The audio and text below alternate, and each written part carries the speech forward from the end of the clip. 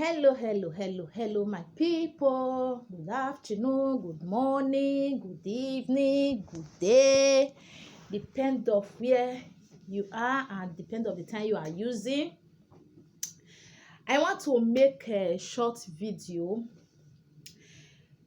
For my last video, I talk about married women and single ladies.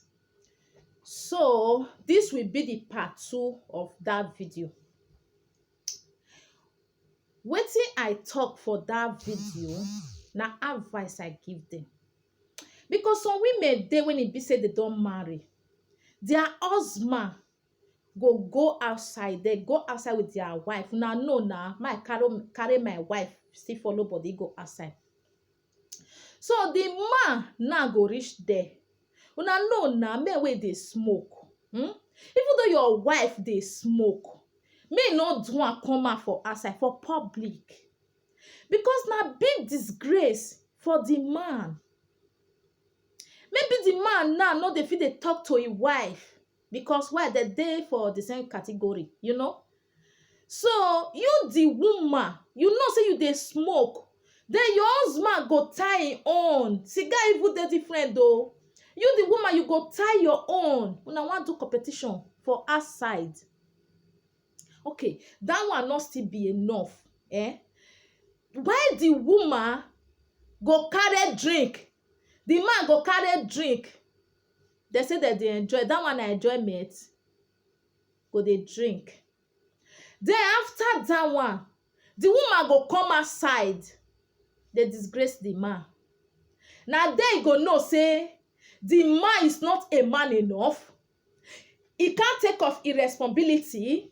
He can't do this. He can't do that. Well, una never drink. Why you not bring those talk come out? Why it be say you don't go drink? Now you know say the man is not a man enough. Some married women, I want to ask you one question. Right now, you don't marry, abi? You don't deal with the man. Okay. Then you get children for the man. Okay. Inside your children now, you get boy and girl. And if the boy marry tomorrow, his wife they misbehave the way you they misbehave. So, which advice you get for your son wife? Which advice you go get for her? That one na number 1. Number 2 question.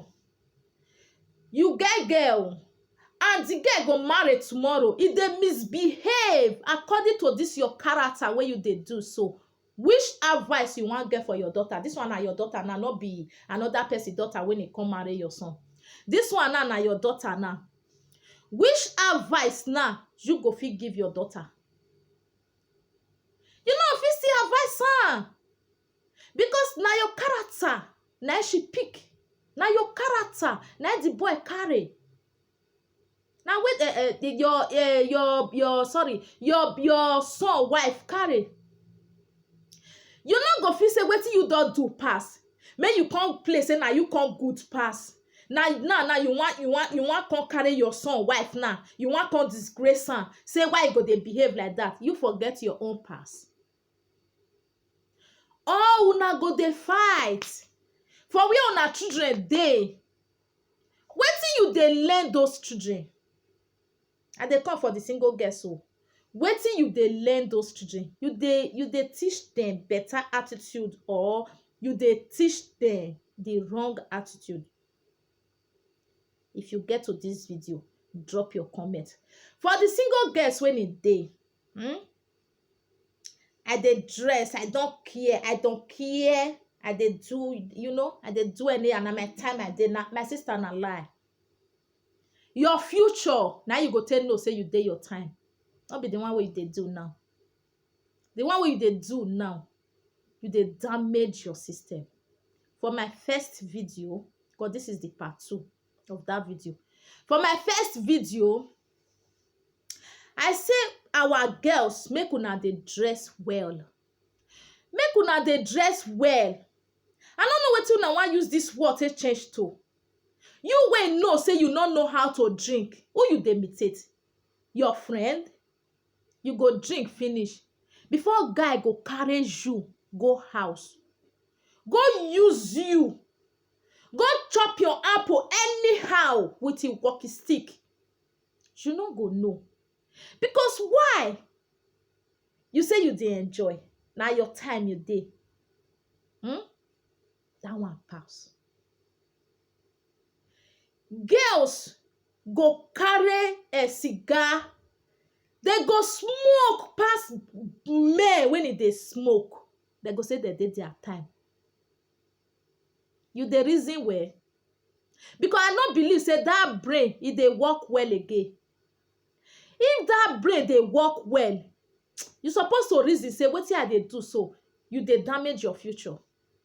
Okay, right now you want to settle down now, marry. Okay, now you want marry now, be maybe with instead all those guys where you don't fair follow, one go be your husband to be brother or a friend. He go tell a friend or a brother say, look this woman well because see I pass. Don't finish oh. It don't finish oh. Marriage, it don't go. That one now another question. Drop your comment down below. Okay, in another way, you go the fine boy, use your body to fine boy. Ah, this guy fine no. Ah, I go there, I die for there. The fine boy, if they give you 1 error, no. That one a total 0. You know they give you 1 error. Okay. You go see the one where be say go serious for you. You go say, what they use this one till they do? This one. Because I talk for my first video. That is why I still they remember una now for this second video. This one way not fine, so what they use until they do? Another one way not fine. Now they take your responsibility. Now you know whether you need something. Now you know whether you go maintain yourself. Now you know whether anything where be say you lack, you need to replace her for you. You go say not fine. And that one now you take they do your bank. Where you take they support the fine boy. Now life be that one. No. Because fine boy no they come marry you tomorrow. As you die, give her and say fine. Now so another girl they die, give her and say fine. Now a choice. Now you go follow. And the fine boy now, maybe the one where be say die for now, so now for be a good wife. Oh. Instead go say, ah, they die for me. Oh, I know they agree. He go still go use the hand, take go carry the one when he go kill her tomorrow. Because now what he do to A, now B come to Torah. It's vice versa. Yes, so yes, what you sow is what you will reap. So my people, our girls, be wise. Be wise. Be wise. Think of your future. Not think of now. Not think of say you dey enjoy. Not think of say this one, that one. Think of your future, my darling sister. And the married woman, when it dey oh, abeg, una behave well so that una go see better character drop for una children, una born. So that una wife, una children wife go still learn from you good character, not be the bad one. So that your children when want to go marry tomorrow go learn good character from you, not be the bad one. Una like say una children go marry come tomorrow now. You don't marry finish tomorrow now. They go drive her for husband and say your mama not train you well, your papa not train you well. If papa be the talk, you will be the mama go say usai. Because you they do the same thing. So my people, I don't want to make this video too long. Make una wise oh. Make una maintain una character oh. Our guests and our married women. Not be, I know say some men not still good, they deserve that disgrace. Not be everything you gonna disgrace your husband for outside though. If you say not good, you will be A, will say no go, Mr. B, they come we go come collect her at her house. Kukuma, she dey fine. Now so I still beat to man. If you say my wife not good though, Mr. B, see, if they come collect her put for house oh. It not good to you, go good for her. Value what you have. That is number one. Maintain your character for your children down.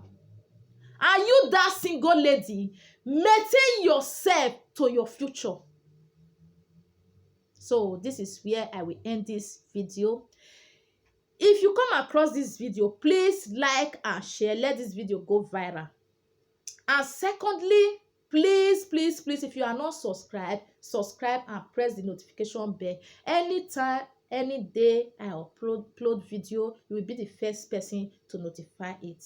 Thank you so much. Thank you, everyone. Thank you, everybody. Thank you. God bless you all. So next time I will bring another topic, another advice again, because anytime they on live, my people, press that bell so that you will notify that we are here.